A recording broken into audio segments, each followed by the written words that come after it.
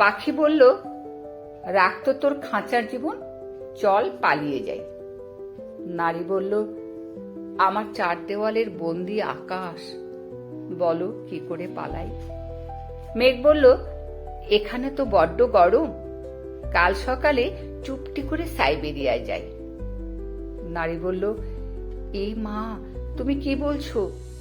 গেরস্থালির কম্ম ছেড়ে বলো কি করে এসব কথা ভাবি। আকাশ বলল, দুপুরবেলা ফাঁকা আছিস?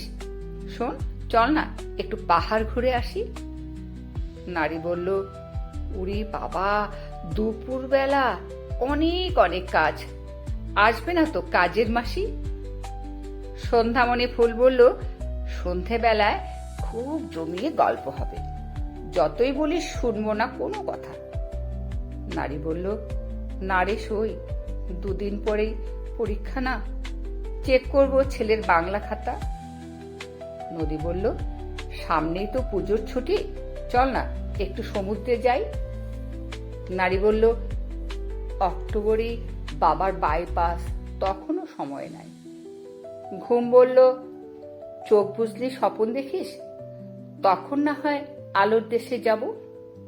নারী বলল, বেশ তাই হবে, ঋণ মিটিয়ে সবার শেষে তখন আমার সময় পাবো।